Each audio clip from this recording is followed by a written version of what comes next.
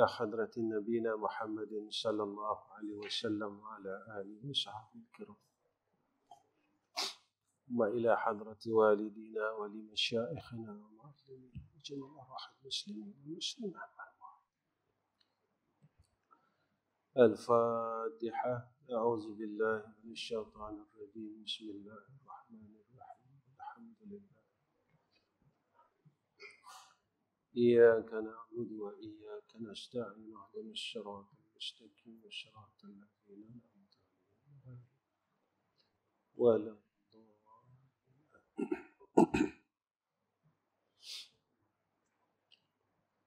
السلام عليكم ورحمة الله وبركاته. الحمد لله رب العالمين والصلاة والسلام على أشرف الأنبياء والمرسلين وعلى آله وصحبه أجمعين. رب اشرح لي صدري ويسر لي أمري واحلل عقدة من لساني يفقهوا قولي. اللهم لك الحمد وإليك المشتكى وأنت المستعان ولا حول ولا قوة إلا بالله العلي العظيم. اللهم ارزقنا فهم النبيين وحفظ المرسلين وإلهام الملائكة المقربين. أما بعد. Pertama sekali kita panjatkan puji dan syukur kepada Allah Subhanahu wa taala dengan hidayah dan taufik, i'anah dan ta'yid. Pada pagi ini Allah temukan kita di dalam majlis ilmu. Mudah-mudahan dengan asbab ini Allah Subhanahu wa taala menyayangi kita dan mengasihi kita serta diberikan kita keredaannya dan rahmatnya. Amin. Qala musannif rahimahullahu ta'ala, dan sabda Nabi sallallahu alaihi wasallam, man jalasa thamaniyata asnafin zadahullahu samaniyata asya. Al-awwal, barang siapa yang duduk serta 8 perkara, ditambah Allah Ta'ala akan dia 8 perkara. Pertama, barang siapa yang duduk serta segala raja-raja, ditambah Allah akan dia takabur dan kebinasaan hati. Apa kata Nabi SAW? Siapa yang duduk pada 8 golongan ini, maka Allah Subhanahu wa taala akan tambahkan ke atas dia 8 perkara.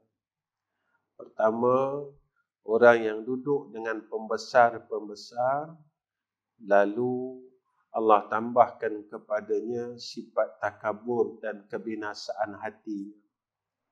Itu yang pertama. Dan yang kedua, barang siapa yang duduk serta orang kaya, ditambah Allah Ta'ala akan dia loba, yakni tamak pada menghimpunkan harta dan menuntutkan akan dia harta. Siapa yang duduk di kalangan bersama-sama dengan orang kaya, nescaya Allah akan tambahkan sifat tamak dia di dalam menghimpunkan harta dan menuntut akan harta.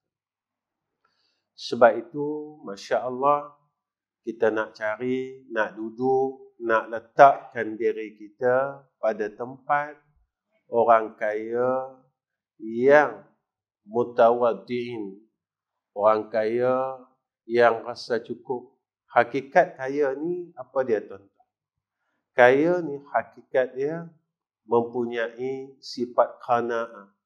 Qanaah ni apa?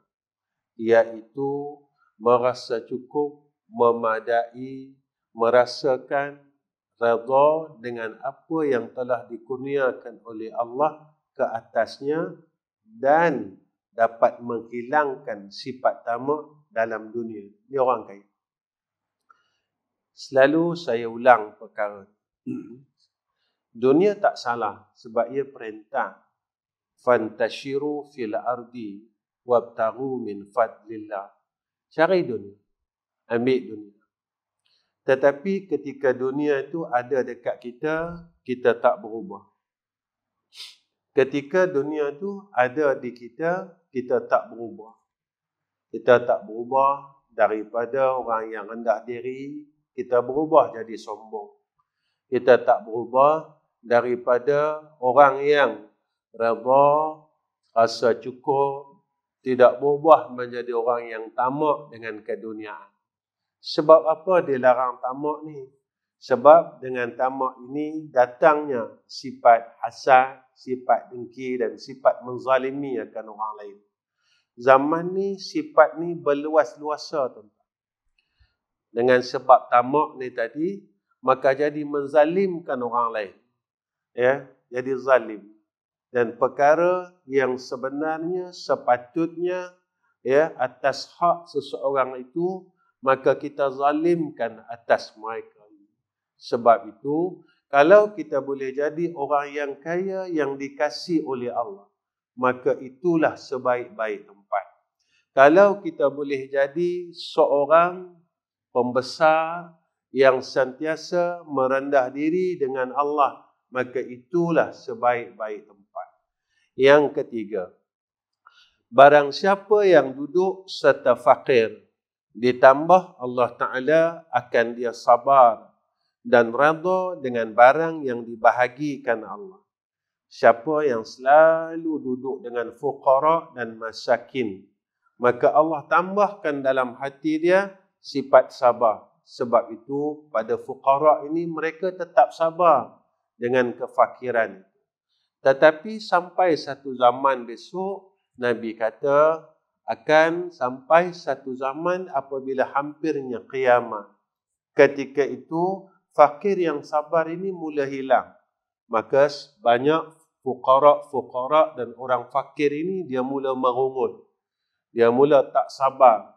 Maka kesabaran pada orang fakir ini mula diangkat.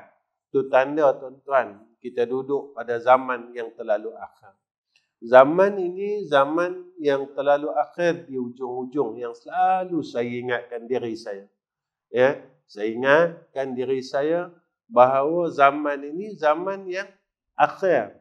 Fuqara mula merungut, orang mula rasa tak cukup, yang tu, yang ni, dah macam-macam perkara yang berlaku di dalam alam ini.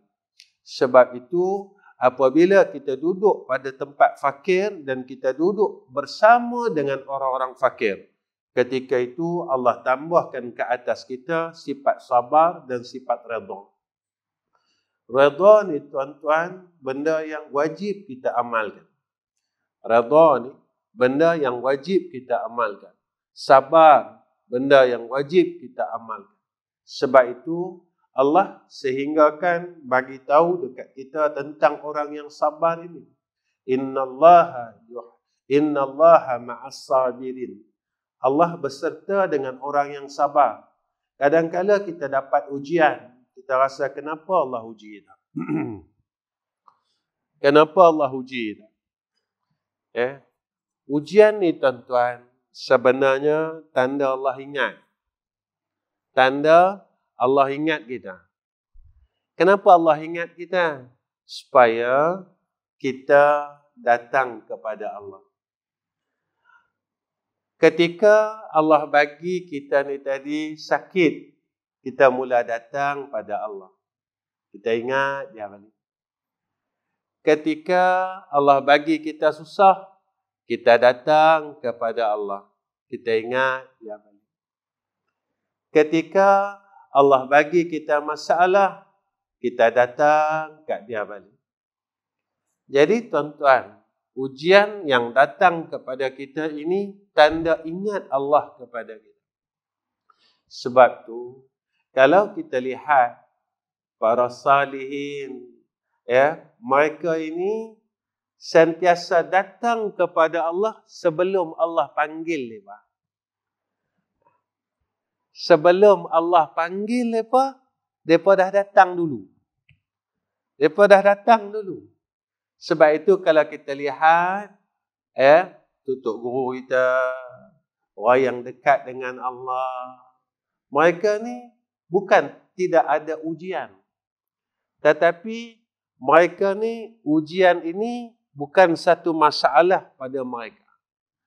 Ujian itu bukan satu perkara yang besar pada mereka. Dan mereka sehingga minta mereka ini diuji oleh Allah. Ketika tidak datang ujian daripada Allah, ketika itu mereka sampai bertanya kepada Allah, Ya Allah, adakah engkau mula melupakan kami? Sampai tahap itu. Allah bagi kita ujian ini tanda supaya kita datang kepada Allah. Kita kembali kepada Allah. Sebab apa? Sebab setiap kali tatkala kita di dalam ujian daripada Allah, dalam susah, dalam sakit, ada masalah, kita mula datang kepada Allah. Kita mula merayu dengan Allah. Kita mula hampir kepada Allah Subhanahu wa ta'ala. Tuan-tuan, Allah tidak yang tu ya kan? Allah mau yang itu saja dekat kita. Tadi saya nak datang tadi dalam kereta tadi saya sembang. Saya sembang. Saya kata semayang. Semua orang semayang. Semua orang semayang. Tapi kenapa dengan semayang ni kita tak boleh rasa dekat dengan Allah? Semua orang semayang. Sebab itu Allah nak tengok kita ni semayang sebab apa? Sebab wajib kah? Sebab perintah kah? Sebab neraka kah? Sebab sayang kah? Sebab syukur kah? Sebab itu apabila kita melakukan suatu perkara, ketika kita melakukan itu atas sebab yang kita sendiri tahu, sebab itu rasanya akan berlainan. Ketika kita melakukan ibadat, sebab neraka, kita akan lepaskan sekadar perintah syarak, syarat sahnya, tak melakukan perkara yang membatalnya. Dan ketika kita buat ini sebab sayang, sebab kasihkan Allah, sebab syukur kepada Allah, maka perasaan kita di dalam ibadat itu akan berbeza. Begitulah ketika kita menyeru nama Allah. Ketika kita seru itu sebab kita nakkan sesuatu hajat, maka rasanya seruan itu berbeza. Ketika kita menyeru nama Allah dalam keadaan kita memang sayang Allah, kita memang kasih dengan Allah, kita memang cinta dengan Allah, ketika itu seruan daripada kekasih kepada kekasihnya rasanya akan berbeza. Sebab itu tuan-tuan, Allah nak tengok hang datang kepada aku atas sebab apa? Atas niat apa? Sebab itu dalam kitab tasawuf disebut waridat. Waridat ni apa? Dalam kitab hikam disebut waridat. Sebab itu ketika kita melakukan sesuatu wirid, sesuatu amalan itu atas sebab apa? Kerana apa? Ketika itu akan datang daripada anugerah daripada Allah. Kalau kita buat kerana neraka, kerana syurga, kerana perintah, rasanya berbeza. Kalau kita buat kerana kasih, ketika itu kita akan merasakan akan kebesaran Allah Subhanahu wa ta'ala. Inilah tuan-tuan yang mana ulama-ulama dulu, salafus salih dulu, kenapa mereka ni nak sangat hampir dengan Allah? Tak lama pun dia orang ni ibadat, tuan-tuan, tak lama. Kalau tengok tutuk guru kita, tuan-tuan, semayang sunat dia tak banyak. Tetapi semayang sunat mereka ni, tuan-tuan, seumpama macam 102 rakaat kita, seumpama 100 rakaat. 2 rakaat tuk guru kita ni menyamai dengan 100 rakaat. Kualitinya. Dia orang boleh salat tahajud dalam keadaan yang rasa mereka ni dekat dengan Allah. Mereka baca Fatihah ketika 2/3 malam. Mereka sebut nama Allah. Mereka menyeru akan asma Allah. Dengan rasa yang benar-benar mereka rasa kasih Allah Ta'ala kepada mereka. Kemudian, Masya Allah, yang keempat, barang siapa yang duduk serta kanak-kanak, ditambah Allah Ta'ala akan dia permainan dan loba. Sebab itu tuan-tuan, kita tak duduk dengan kanak-kanak. Tapi kita duduk dengan orang yang bersifat dengan kanak-kanak. Apa dia sifat kanak-kanak ni tuan-tuan? Dia nak main. Dia terlupa. Maka umurnya digunakan untuk main, untuk kesukaan.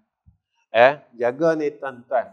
Sebab dunia ni Allah sebut di dalam Al-Quran, la'ibun wa lahwun, tempat main dan tempat sia-sia. Jadi apabila kita ni umpama kanak-kanak dunia, kita dipermain-mainkan oleh kehidupan dunia. Walhal umur kita ni tuan-tuan, umur yang hampir kepada liang lahat. Bila-bila masa ya. Tetapi kita masih asyik dengan la'ibun wa lahwun ni tadi. Yang ni yang kita takut. Kemudian yang keenam, yang kelima, barang siapa yang duduk serta ulama, ditambah Allah Ta'ala akan dia ilmu. Siapa yang duduk dengan ulama, pada ketika itu Allah tambahkan kepada dia ilmu. Ilmu saja kan? Tak. Sebab itu akhir zaman, maka ilmu ini banyak, tetapi keberkatannya diangkat. Yakni, maka ilmu itu ada, tetapi hidayah itu telah diangkat oleh Allah. Apa dia?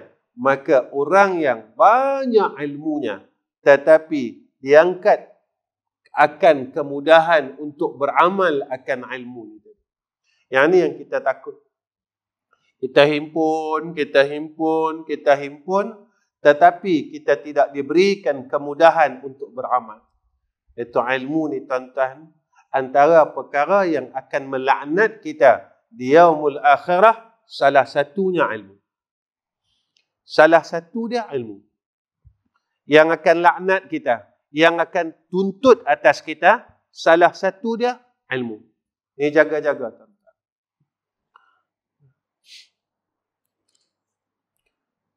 Dan yang keenam, barang siapa yang duduk serta perempuan, ditambah Allah Ta'ala susah. Dan yang ketujuh, yang ni saya tak payah kupas lah.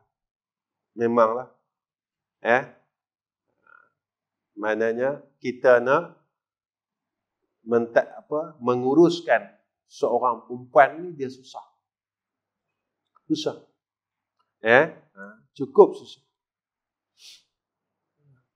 Itu di antara fitnahnya yang Nabi minta lindung atas diri apa dia? Fitnah perempuan. Allahumma inni a'udzu bika min fitnatin nisa wa min fitnatid dunya wa min fitnatil mahya wal mamat wa min fitnatil qabri wa min fitnatil masihid dajjal.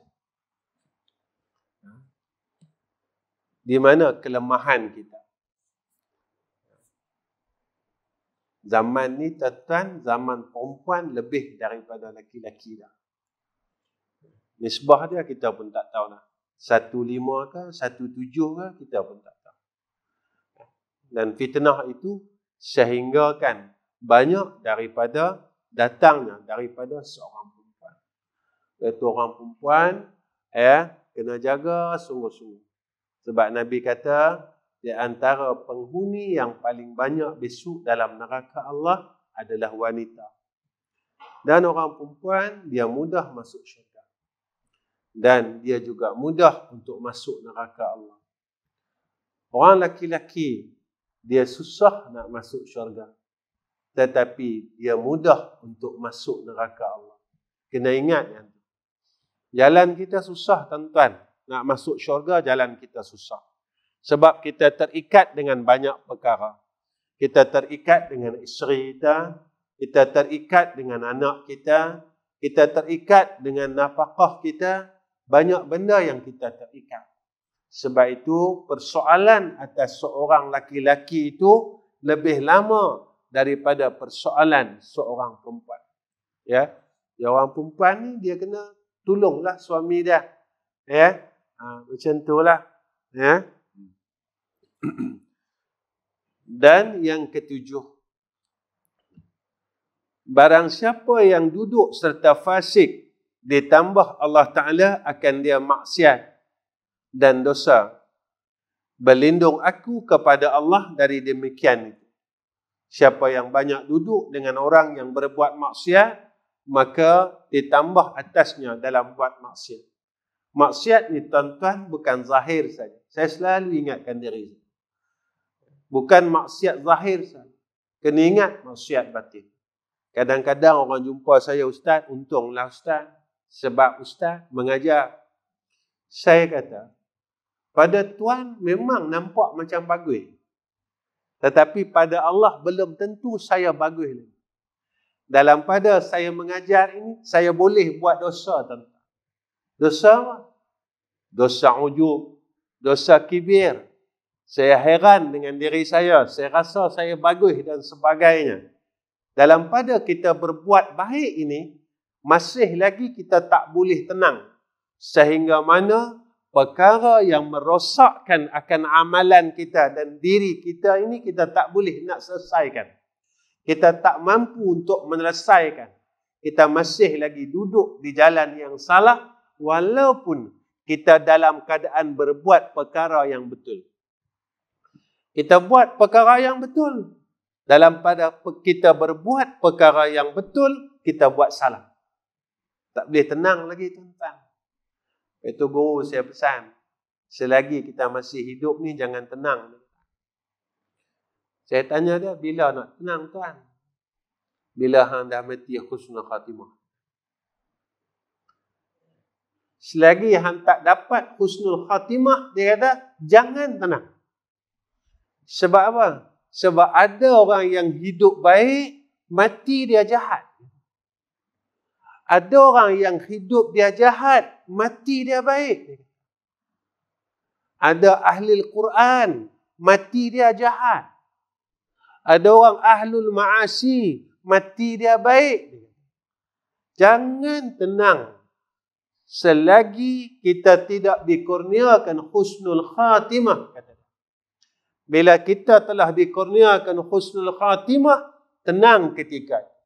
Saya tanya, macam mana nak tahu husnul khatimah selepas hang dah mati?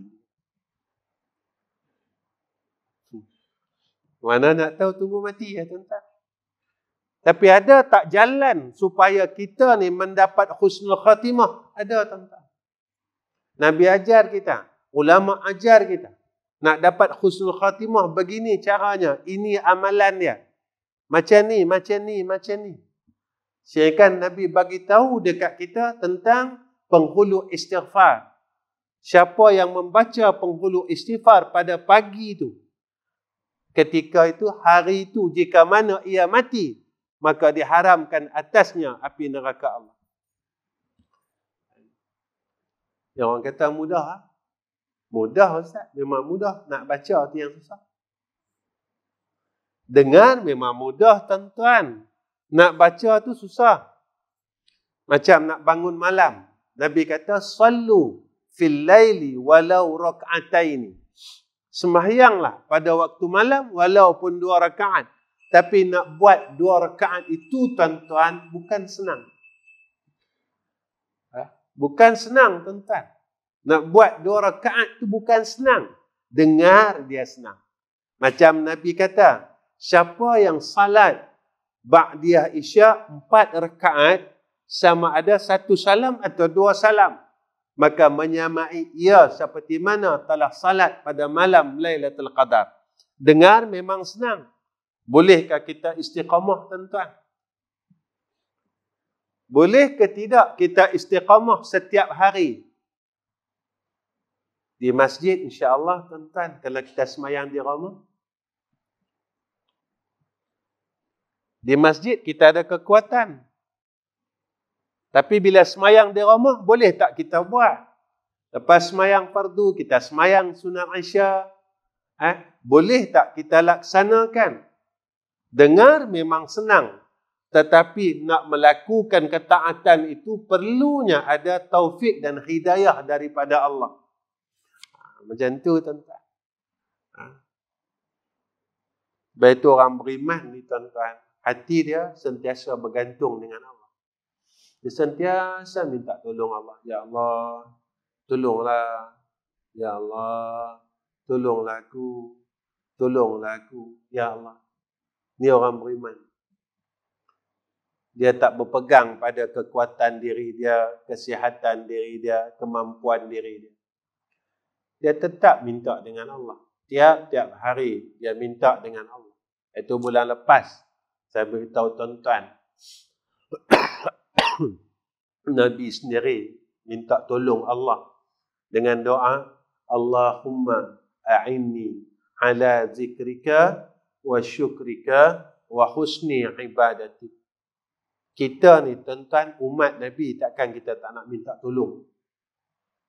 Itu yang saya katakan, kita ni rasa lebih hebat dari Nabi. Tapi kita tak cakap. Kita tak cakap. Sebab kita tak ambil indah benda ni. Kita tak ambil serius benda ni. Hari-hari kita tak mau minta dengan Allah, ya Allah, tolong aku atas ingat kepada Engkau, bersyukur atas nikmat Engkau, dan buat sebaik-baik ibadah dan ketaatan kepada Engkau. Dan yang ke-8, barang siapa yang duduk serta orang saleh, ditambah Allah Ta'ala akan dia gemar kepada berbuat taat dan suci. Dan dijauhi olehmu daripada duduk orang yang, dan jauhilah olehmu daripada duduk serta orang kaya, kerana bahawasanya di dalamnya 6 perkara. Orang yang duduk dengan orang saleh, maka pada ketika itu Allah tambahkan kepada dia himmah untuk berbuat ibadah. Himmah ni apa tuan-tuan? Kemahuan yang tinggi dalam berbuat ibadah. Lepas itu tuan-tuan, kalau kita duduk dalam masjid, rasa nak buat ibadat ni, dia lain. Sebab di kalangan orang yang datang masjid ini, pada zahirnya orang yang baik. Sebab itu bila kita pergi Mekah tuan-tuan, kita punya amal salih ni naik. Kerana apa? Sebab suasana di keliling kita orang buat baik. Dulu. Tak macam sekarang. Sekarang dia dah berubah dah tuan-tuan. Dia dah berubah. Suasana tu dah dia berubah. Ketika orang lain sibuk dengan tangkap gambar, kita pun tangkap gambar juga. Tawaf, tangkap gambar, sa'i, tangkap gambar, cukup kepala, tangkap gambar. Agak-agaklah tuan-tuan, apa yang kita buat ni kena tak dengan kehendak Allah? Kita kena tanya. Sebab itu tuan-tuan, dalam melaksanakan 8 perkara ini, apa jalan? Satu, kena ada mujahadatun nafs. Kena ada mujahadah sungguh-sungguh. Sebab perkara yang kita nak buat ni susah. Jika kita tidak mujahadah, kita tidak akan dapat perkara yang sebenar. Ibadat kita dapat tuan-tuan, tapi kita tak dapat hakikat ta'abbud yang sebenar. Sebab itu perlunya ada mujahadah, kesungguhan, lawan. Kita nak mujahadah dengan apa tuan-tuan? Syaitan. Mujahadah apa tuan-tuan? Nafsu. Yang sentiasa dia akan bolak-balikkan, dia akan lawan, dia akan nyatakan perkara yang tidak sebenar pada Allah Subhanahu wa taala. Kamu kalau buat macam ni nanti jadi macam ni, dia kata. Kalau buat macam ni jadi macam ni, dia kata. Dia akan bersalah-salahan dengan kehendak Allah dan kehendak Rasul. Sebab itu apa yang Allah sebut di dalam Al-Quran, innan nafsal ammaratu bisu. Nafsu amarah ini adalah nafsu yang jahat, kata Allah Subhanahu wa taala. Kedua, kena ada doa. Kita takkan mampu melaksanakan perkara-perkara tersebut melainkan dengan anugerah daripada Allah Subhanahu wa taala. Ni dua jalan ni tuan-tuan kena pegang semua. Tak pula zaman yang akhir ini. Kalau tak, kita takkan boleh terus tetap di dalam jalan ini, iaitu jalan yang disebutkan oleh Allah dan jalan yang kita minta di dalam salat. Ihdinas siratal mustaqim, siratal ladzina an'amta alaihim, ghairil maghdubi alaihim waladdallin. Jadi tuan-tuan, saya rasa cukup pengajian kita pada pagi ini. Cukuplah kuliah subuh. Selalu saya cakap kuliah subuh tak boleh lama-lama. Cukuplah terbit matahari, kita berhenti. Cuma pada akhirnya saya nak pesan dengan diri saya tuan-tuan dan juga dengan tuan-tuan semua, kalau bolehlah janganlah tinggalkan zikir Allah, Allah, Allah setiap hari. Kita duduk zikir dalam hati kita. Allah, Allah, Allah, Allah, Allah, Allah, Allah, Allah. Kenapa Ustaz kena zikir macam tu? Mudah-mudahan ketika kita sedang menyebut nama dia, Allah panggil, maka kita mati di dalam mengingati Allah.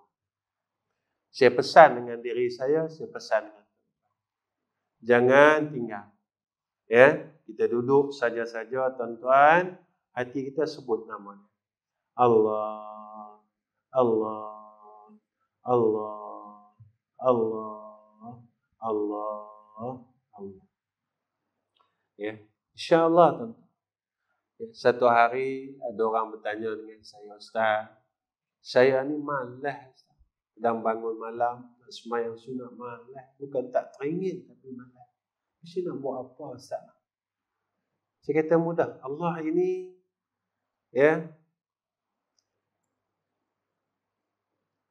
rahmat dia luas. Abang tak boleh nak sembahyang, tak mampu nak sembahyang, abang duduk sekejap. Dalam surah Sajadah disebut yad'una rabbahum khaufan wa tama'an. Abang duduk, abang panggil nama dia. Abang seru nama dia. Asma'ul A'zam. Asma'ul A'zam ni kata ulama, Allah, Allah, Allah, Allah, Allah. Tuan-tuan, pukul 4 pagi ke 4:30 pagi, tuan-tuan duduk, tuan-tuan panggil nama. Allah, Allah, Allah. Saya rasa tak sampai 100 kot, tuan-tuan nangis kot. Tak sampai 100 kot. Tak dan sampai 100 kali. Terbit dari mata tuan-tuan. Tak sampai kot. Tuan-tuan orang bersih lagi tak sampai. Ingat 33 kali pun tak sampai kot. Tuan-tuan akan rasa hubungan tuan-tuan dengan Allah dekatnya. Dekatnya. Itu ada ulama mengatakan Asma'ul A'zam itu kalimah dia, asma' dia Allah. Ada ulama mengatakan Asma'ul A'zam itu Ya Hayyu Ya Qayyum. Ya Hayyu Ya Qayyum. Ya Hayyu Ya Qayyum. Ya Hayyu Ya Qayyum. Ikutlah. Baik, tuan-tuan setakat ni ya, insya-Allah. Akhir kalam, tuan tolong doakan saya dan juga keluarga saya, anak dan isteri saya.